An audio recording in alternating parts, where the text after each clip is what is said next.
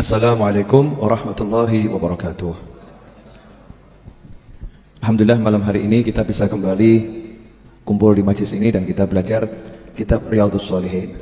Semoga barokah, manfaat buat kita, keluarga kita, sahabat dan orang-orang yang berbuat baik kepada kita dan seluruh umat Islam dimanapun berada ila yaumil qiyamah. Amin Allahumma amin. Malam ini kita akan belajar masih tentang masalah keadaan dunia. Bahwasannya orang yang selamat di dunia ini adalah orang yang zuhud. Jadi orang yang mau zuhud sama dunia, maka dia akan selamat. Dan orang yang cerdas, orang yang pandai itu orang yang berzuhud terhadap dunia. Ada petikan syair yang dalam Muqaddimah Riyadhus Shalihin ini dikatakan, Inna lillahi ibadan futana talaqud dunya wa khaful fitana nadharu fiha falama alimu annaha laysat lihayyin watana ja'aluha lujjatan wattakhadhu shalihal a'mali fiha sufuna. Jadi dikatakan bahwasannya Allah punya hamba-hamba yang futana, fatin, yang cerdas, hamba-hamba yang cerdas. Nah, kita ini termasuk yang cerdas atau yang kurang cerdas? Ya, nanti kita ukur sendiri. Kita termasuk yang cerdas atau yang kurang cerdas? Mau ngomong bodoh kok nggak enak ya? Ya, cerdas atau kurang cerdas? Apa ini ciri-cirinya atau sifat-sifat hamba-hamba yang cerdas ini? Dikatakan ada amanah, ada fatonah ya. Fatonah ini kan termasuk sifatnya anbiya wal mursalin. Fatonah orang namanya fatin, jamaknya futona. Hamba-hamba yang punya akal bagus dan memandang jauh ke depan. Udah tahu begini akibatnya apa, itu namanya orang yang cerdas. Talaqud dunia. Jadi ciri-ciri hamba yang cerdas itu syarat nomor 1, berani menceraikan dunia. Kata Sayyidina Ali karramallahu wajhah, Sayyidina Ali menantunya Kanjeng Nabi SAW, saya udah ceraikan dunia dengan talak 3, jadi nggak mungkin bisa rujuk. Nah kalau kita ini menceraikan dunia atau pacaran sama dunia? Pacaran, menikah, nggak mau pisah ya, naudzubillah min dzalik. Jadi ciri orang yang cerdas dia menceraikan dunia. Nah, diceraikan kenapa? Ya, namanya diceraikan itu berarti kan ya tidak menyenangkan, ya buat susah, ruwet ya. Maka diceraikan. Kalau menyenangkan, mengasihkan, kira-kira diceraikan atau dikeloni? Ya suami yang menyenangkan akan dipegang terus, istri yang menyenangkan akan dipegang terus, gitu kan? Nah buat kita ini dunia menyenangkan atau memuakkan? Ini pertanyaan rotok gak enak ya. Buat kita ini dunia menyenangkan atau memuakkan? Kenyataannya kita ini masih senang sama dunia. Buktinya, bukti. Boleh, saya buktikan. Ya. Anda termasuk orang yang pengen cepat mati atau termasuk orang yang pengen lambat mati?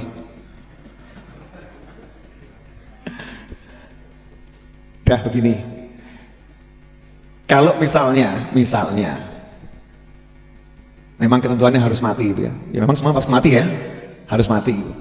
Kira-kira meninggalkan dunia ini ringan atau berat? Maksudnya begini, wah rumah baru saya bangun, baru tak tinggali sebulan, mosok mati. Ya kan? Wah nikah baru seminggu yang lalu, mosok mati. Jadi meninggalkan yang begitu-begitu tuh, yang disenangi itu, kira-kira ringan atau berat? Nah berat, nah yes, itulah dunia. Semua yang berat Anda tinggalkan itu namanya dunia.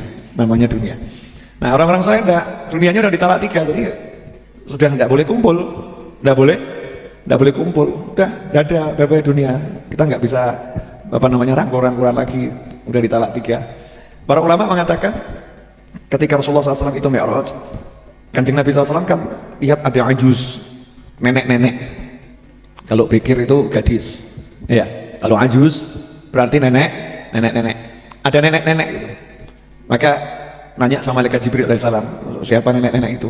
Maka dijawab itu dunia sudah tua. Kata para ulama, orang-orang terdahulu itu digoda sama dunia dan dunianya itu masih gadis, tidak tergoda. Nah kita digoda sama nenek-nenek tergoda. Yang dulu digoda sama dunia masih gadis ya, tidak tergoda. Lah kita ini digoda sama nenek, neneknya nggak goda, kita ngejar-ngejar, lebih ngeri lagi ya. Neneknya belum sempat goda, udah kita kejar ya. Naudzubillah min dzalik. Makanya ciri-ciri pecinta dunia, ciri-ciri orang-orang yang cerdas nomor 1, bisa menceraikan dunia. Gimana? Gak kabotan kehilangan dunia berarti udah bisa. Kehilangan dunia gak berat, kehilangan pangkat enteng, kehilangan jabatan enteng. Kalau masih takut kehilangan pangkat, takut kehilangan jabatan, takut nanti kehilangan pengikut, ya takut kehilangan pengikut, ya itu namanya dunia. Mau menyampaikan yang benar takut, wah nanti muridnya lari semua, nggak punya murid.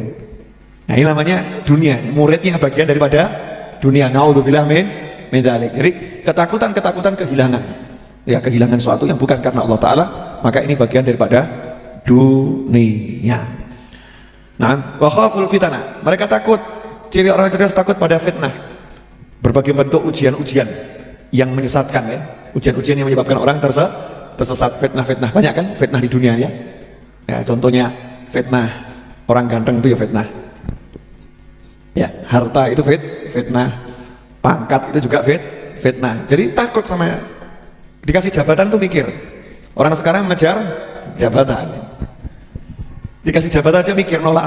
Kalau bukan karena kewajiban tidak akan dipegang itu jabatan, tapi karena kewajiban jabatan dipegang. Orang sekarang ngoyak dapat jabatan, begitu dapat disuruh pergi, gak mau, akan dipertahankan dengan segala-galanya itu jabatan. Nah, ini orang-orang soleh takut sama fitnah-fitnah, dia takut sama fitnah semacam itu.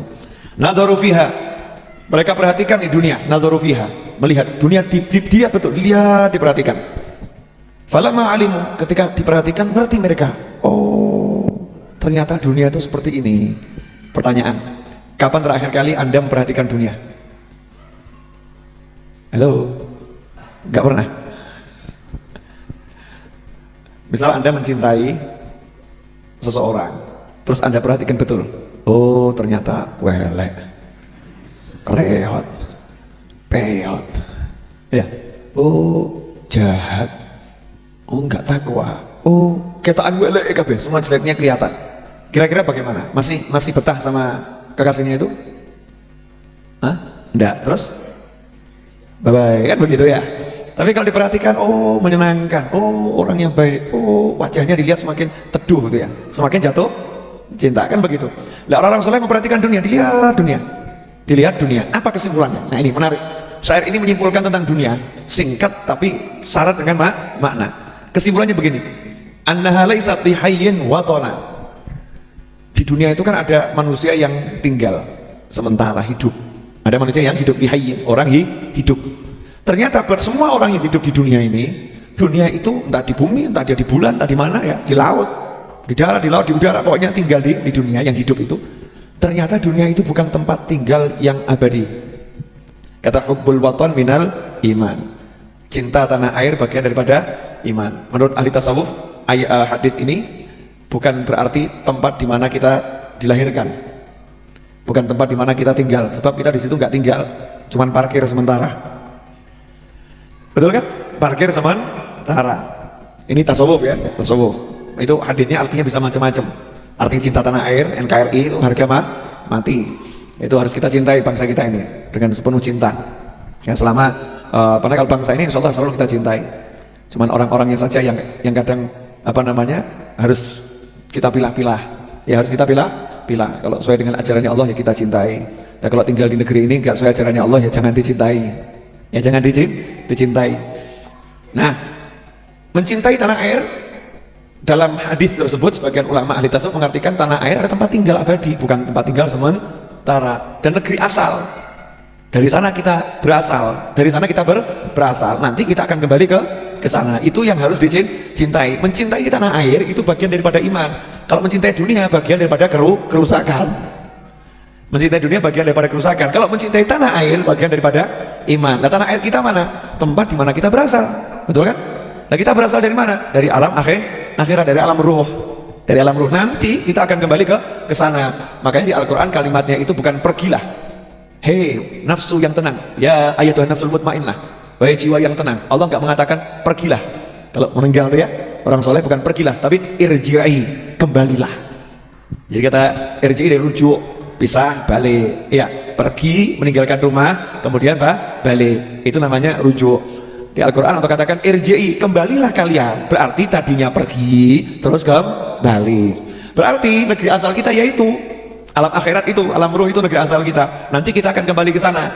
Itu wajib kita mencintai negeri tersebut, bagian daripada iman. Kalau mencintai dunia bagian daripada kerusakan. Naudzubillah min dzalik. Gak boleh cinta sama dunia.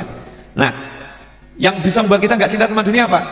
sadari dulu, kamu di sini cuman parkir sementara. Setelah itu diusir. Nggak boleh apa namanya tinggal mampir terus diusir loh, bener-bener diusir. Bukan pergi dengan senang hati, bukan pergi dengan sendirinya, dieret-eret, dipaksa, ayo pindah, ayo pergi. Nah kalau ada satu tempat yang kita cuman parkir sebentar terus kita disuruh pergi, masa kita mau cinta sama tempat itu? Oh, namanya cinta itu pengen kumpul sesaat atau kumpul sama lamanya? Pengen kumpul selama lamanya. Nah kalau pengen kumpul sesaat itu dicintai, menyakitkan atau nggak menyakitkan? Cinta sesaat setelah itu dipisahkan, mau? Nggak mau kan? Kalau mau mencintai ya maunya kumpul kan? Mencintai terus kumpul dan lamanya. Itu orang kalau mencintai cerdas gitu, dia mencintai dan dia berjuang untuk kumpul dan dia akan berjalan selama lamanya. Nah kalau kita mencintai dunia rugi, kenapa? Loh kamu akan dipisahkan kok. Baru kasarnya gini, baru nikah terus dipisah, sakit atau sakit itu? Akad nikah, saya terima nikahnya, habis itu yang laki sama perempuan dipisahkan, yang laki ditaruh di Ethiopia, yang perempuan ditaruh di desa di Indonesia sana, tidak boleh komunikasi, tidak ada apa-apa dan saling mencintai. Kira-kira menyenangkan atau menyakitkan? Menyakitkan. Nah orang yang cinta sama dunia begitu, sebentar cinta, maka nanti dipisahkan oleh Israel alaihissalam dengan tarikan yang luar biasa dan dijauhkan sejauh-jauhnya. Nah kalau udah tahu begitu ya udah, jangan cintai dunia. Kamu main sebentar di sini kok, ya udah numpang minum, terus silakan pergi. Lah dicintai di mana? Tuh yang nunggu kita, tuh yang nanti akan terus sama kita, tuh yang nanti akan jadi tempat kita tinggal selama lamanya. Tuh kita nanti akan tinggal di situ, tidak akan pergi lagi. Makanya orang kalau orang cerdas itu, kalau dia jalan-jalan, pergi ke toko, ke mall, dia akan tahu cuman mampir mall ada jam tutupnya, yang nggak pakai tutup kan rumahnya terbuka terus buat dia, gitu kan? Maka orang kalau pintar dia nggak mikirin mall, nggak mikirin, tapi mikirin rumahnya. Gimana ya caranya rumah saya itu bagus? Gimana ya caranya kamar saya itu bersih? Gimana ya caranya ruang tamu saya itu indah? Gimana caranya kamar mandi saya itu menyenangkan? Jadi nanti kalau saya sampai rumah itu senang, sampai rumah saya betah, sampai rumah saya enak. Kenapa? Saya tinggalnya di sini, kok di sana kan tempat main. Nah, orang-orang saleh mikirnya begitu, dunia ini cuma tempat mampir, main aja enggak loh, tempat main. Nanti tinggalnya di akhirat. Makanya beliau tahu begitu, udah talak 3 nih, jangan berhubungan sama dunia ini, udah percuma nih. Terus langsung pikirannya ke akhirat. Gampang atau susah? Hah? Gampang atau susah? Ya. Saya itu makanya nggak mau jatuh cinta sama kopi. Kalau jatuh cinta sama kopi sakit hati, nggak dikasih soalnya. Selalu yang dikasih kan mesti yang hadir kasih dulu, yang bicara kan nggak dikasih toh, nggak dikasih. Dikasih tahu ribuan kali, saksinya Anda semua kan ya. Tetap kenyataannya Habibnya nggak dikasih. Baru ngomong setelah ngomong gini biasanya tetap nggak dikasih. Kalau dikasih ya alhamdulillah. Orang kerasa ya bangetan. Mas Edwin kan bagian pengukupan dia nih, mewangikan. Yang lain tuh, yang bagian kopi ini, nggak lupa. Lanjut ya. Nah, anna laysat bihayyin watana. Jadi dunia ini bukan tempat tinggal yang abadi buat orang yang hidup. Coba perhatikan. Saya itu kalau merenung gini langsung hati sama langsung begitu. Saya ingat ayah saya almarhum ya. Ayah saya punya anak saya.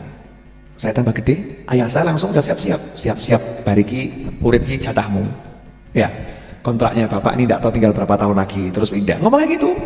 Kontraknya abah ini sudah tinggal berapa tahun tidak tahu, kontraknya habis ya pindah, mau tidak mau pindah, judulnya dunyoking kontrakan nanti pindah. Ayah saya kontraknya udah habis, pindah tuh di pojok sana kan, pindah di situ. Nah giliran saya mikir, anak saya mulai besar, lah kontrakku tinggal berapa tahun? Ya kontraknya tinggal berapa tahun ini kontraknya? Nggak dikasih tahu, tapi sudah dikasih tahu ciri-ciri kontrakan mau habis, rambut tambah putih. Nah ini ya kan. Ini kontrakan mau habis, kan ada tanda-tanda penggusuran itu kan ya. Nah, bukan cuma rambut di kepala, di mana lagi? Udah jenggot putih, gigi, wah masya Allah, udahlah banyak tanda-tanda. Terus alis sudah ikut putih gitu kan. Nanti jalan, alhamdulillah jalannya masih kuat ya. Jalan tambah nggak kuat lagi.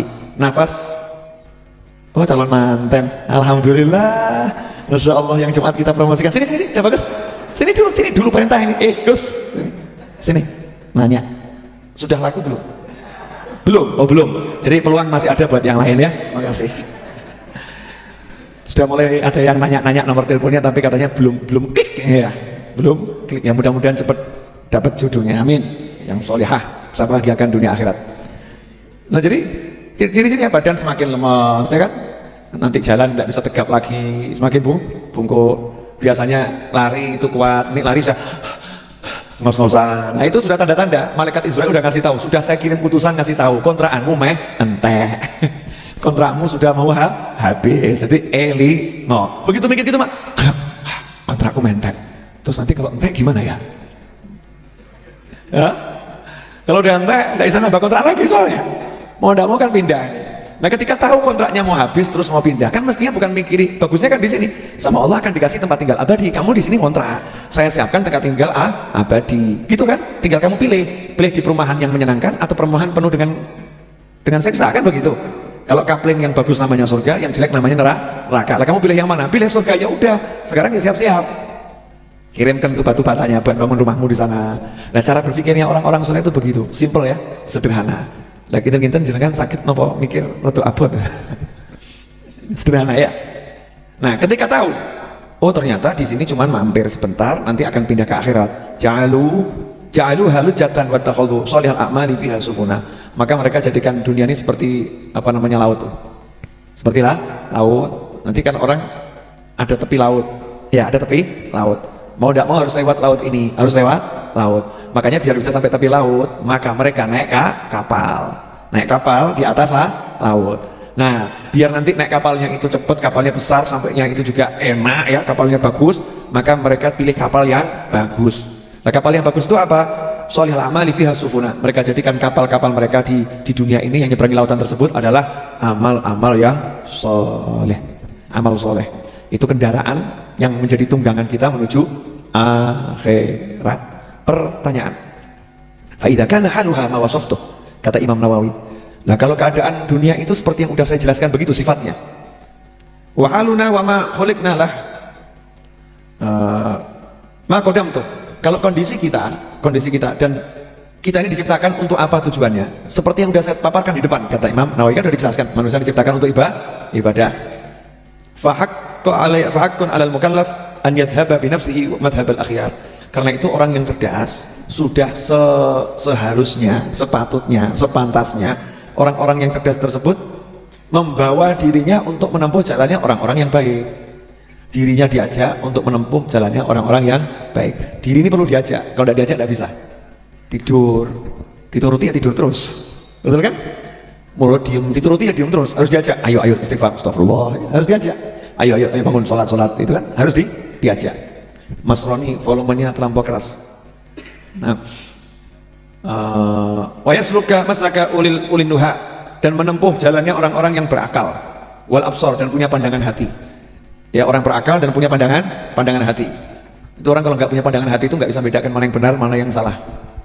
Kadang suatu yang salah itu dipoles jadi benar kok. Betul kan? Suatu yang benar diorek-orek kelihatan salah. Maka untuk bisa melihat mana yang benar, mana yang salah itu perlu kebersihan hati. Ya, bersihan hati. Makanya kita harus mengikuti jalannya orang-orang yang soleh, yang baik, orang yang berakal, dan orang-orang yang hatinya punya basyurah, hatinya bersih. Wa yata'ahab lima asyartu ilaih, dan dia segera mengambil bekal untuk menempuh kehidupan yang abadi yang sudah tadi dijelaskan kata Imam Nawawi. Wa yatamma lima nabahtu alaih, dan betul-betul dia menjadikan pusat perhatiannya kepada apa yang sudah saya peringatkan. Kan diingatkan ini dunia ini tempat sementara, akhirat itu tempat abadi. Manusia diciptakan untuk ibadah, ya mestinya cari bekal untuk akhirat. Kemudian dia betul-betul dia berpikir, saya di dunia sementara, ngapain saya mau capek-capek. Makanya saya punya istilah, lebih baik miskin tapi bahagia daripada kaya tapi tersiksa. Pilih mana? Mesti kaya bahagia, kaya bahagia. Miskin tapi bahagia daripada kaya tapi tersiksa. Maksudnya begini loh, gara-gara cari kekayaan tapi tersiksa. Banyak atau sugih ya orang, ya kaya ya tidak, sibuk cari kekayaan. Lebih baik nganggur tapi bahagia. Ya nganggur tapi dia bahagia. Ya kan? Nganggur dia utang enggak punya. Karena cari duit akhirnya ngutang sana ngutang sini. Nganggur bisa tidur enak, bangun seger, ya kan? Bisa nyantai, dia merasa cukup kopi yang murah atau teh yang murah, seruput pisang goreng, udah. Yang itu sibuk ke kantor, berangkat subuh, pulang malam, kena macet ya, ban pecah dan lain sebagainya. Yang ini santai, duduk pengajian, masjid, duit punya duit berapa? 10.000, tapi bahagia. Lawang 100 juta, tapi mumet, sano, kesian. Nah, orang yang tahu hakikat dunia itu makanya nyantai. Nggak ada para wali kok ruwet golek dunia gak ono. Para wali itu nggak ruwet cari dunia. Orang-orang dunia penting, iya dunia penting, tapi kita butuh dunia. Iya, kita butuh dunia, tapi orang usah ngoyo. Nggak usah terlampau memaksakan diri, santai-santai saja. Oh nyatanya ngoyo yang nggak dapat, loh itu ya, ngoyo yang nggak dapat, lebih baik nyantai tapi dapat, kan seperti itu. Makanya orang Jawa udah bilang, ini kalau mau tahu hakikatnya zuhud ini apa yang dikatakan orang Jawa, mangan orang mangan, yang penting kumpul. Dan itu zuhud itu, dunia kita sampai golek, kumpul dulur itu luar biasa, kumpul seperti ini, ya. Kumpul seperti ini. Mungkin ini kalau dibuat nyari duit kan dapat duit banyak kan? Jam-jam segini mungkin wah telepon sana, telepon sini, WhatsApp sana, WhatsApp sini, nawarkan barang buat pertemuan, mungkin dapat duit banyak. Tapi mumet di sini seruput kopi dapat roti, dapat ilmu santai, ya kan ya? Ngantuk tinggal senden tidur. Hah? Enak gitu. Lah kenapa? Lah wong dunia ini waktunya cuma sebentar kan? Waktunya cuma sebentar baru mati. Nah kalau hitung resiko kan yang kerja ruwet itu kan resiko akhiratnya lebih banyak kan? Yang nganggur kan resikonya dikit toh? Mau diaudit sama malaikat, nanti apa-apa. Malaikat, kamu dapat duit dari mana? Orang tahu itu malaikat. Kamu keluarkan untuk apa? Kopi, pisang goreng, selesai. Lah yang ini ruwet cari duit sana, dapat duit dari mana? Dari sana. Itu gimana cara diaudit sama malaikat? Sudah ndredeg dia. Malaikat nanyanya, "Bu, modelnya bagaimana nanti ya?" Masuk malaikat nanya gini, "Mas, dapat duit dari mana?" Nanti dulu itu. Yang ditanya siapa ya? Yang ditanya yang model-model seperti kita ini ya, Bu. Makanya saya tuh minta nggak pakai ditanya, mau ditakon-takon dia uji ya, pokoknya suka takon malaikat jangan ngaku elek, tolong diampuni ya Allah, jangan ditanya. Apa bisa? Oh bisa, ada doanya. Oh, wani piro? Oh ada doanya. Ayo, wani piro? Oh ditawarin gitu aja bayar wani kok. Untung gratis ya. Allahumma, nggak usah ditiru kan gitu.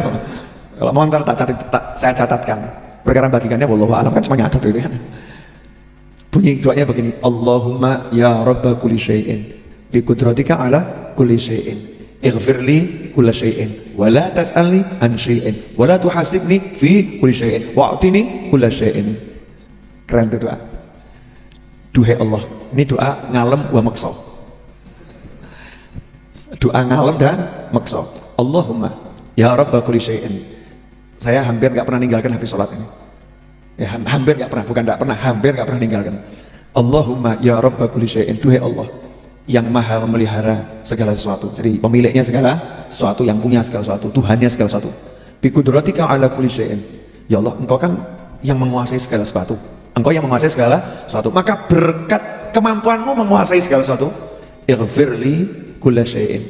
Ampuni segala kesalahanku, apapun itu bentuknya. Ighfirli kulla syai'in wa la tas'alni an syai'in. Dan ya Allah, tolong jangan pernah nanya aku tentang apapun. Ini maksud atau enggak maksud nih? Ya, wa la tas'alni an syai'in wa la tuhasibni fi kulli syai'. Dan nanti yang mulai hisab jangan ada satu pun ya Allah yang kamu perhitungkan dari semua perbuatanku. Waktu ini sudah ngeyel, maksud lagi nih. Waktu ini kulla syai'. Dan tolong ya Allah, apapun yang aku minta kasih beri padaku. Ya wani piro. Ya Allah minta sama Allah, kan Allah yang nyuruh kan ya. Allah minta jangan nanggung saya sudah gitu takoni wedi ya, minta tidak ditanya.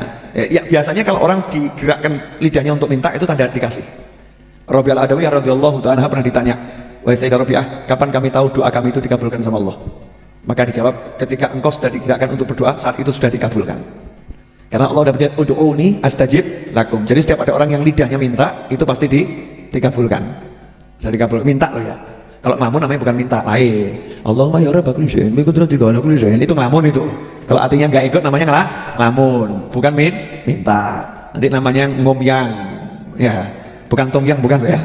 Ngomyang, bukan minta. Nerocos, bukan minta. Orang minta itu kan betul-betul dari hati, betul. Ya Allah, ya Rabba kulli syai'in bi qudratika ala kulli syai'in ighfirli. Cuman kalau saya biasanya saya bentuk jamak lana. Saya katutkan orang tua saya, pasangan hidup, orang-orang yang mencintai dan saya cintai, kerabat, teman-teman ya, yang belajar sama saya, yang saya ngajari, yang saya belajar kepadanya, yang datang di sini, yang nggak datang ke sini, semua kabeh gitu. Ya, biar nanti semakin banyak yang dapat berkahnya itu. Ya Allah, ya Rabb kulli syai'in bi qudratika ala kulli syai'in ighfir lana kulli syai'in wa la tas'alna an syai'in wa la tuhasibna fi kulli syai'in wa atina kulli syai'in. Biasa saya tambahi bi rahmatika ya arhamar rahimin. Ada tambahan gitu. Enggak tambah juga enggak apa-apa. Mau? Betul. Oh mau, enggak semangat ini. Mau enggak? Mau ya? Ya insyaallah Jumat nanti datang ke sini, kan pas launching buku terbaru ya. Nah sekalian nanti hadiahnya yang beli buku saya kasih doa itu. Nah yang tidak beli buku juga saya kasih doa itu. Loh ya kan, awalnya ketok keren beli buku, saya kasih doa itu. Ah, aku ratu kurang untuk gitu ya. Suudon. Yang tidak beli juga dapat. Nah yang tidak datang hari Jumat, Bib, gimana? Rabu depan hadir, insya Allah disediakan di sini yang belum dapat ya. Insya Allah disediakan. Saya pengen buat yang bagus. Saya pengen di handphone, Bib. Nah nanti lihat akan tersebar di WhatsApp dalam bentuk gambar. Akan saya share kemana-mana. Cukup jelas semuanya? Udah, itu jam 9 kurang 9 menit. Ya, nanti jam 9 selesai. Enggak usah banyak-banyak barokah biar bisa lanjut ke tempat Habib Syekh. Namanya di sini kan cuma numpang minum. Oh, majelis transit kan ini, majelis transit numpang minum zahiran wa batinan sambung ke sana. Jadi berkah. Saya pengennya begitu. Karena saya nggak membuat pengajian di hari yang sama dengan majelis yang udah dulu ada. Itu prinsip saya. Jadi kalau saya buat ya sifatnya sebentar transit mengantarkan orang ke majelis tersebut. Selama itu masih satu kecamatan kan, ya, kecamatan Pasar Liwon. Di majelis utama di sana di tempat Habib Syekh. Ini majelis transit. Setuju?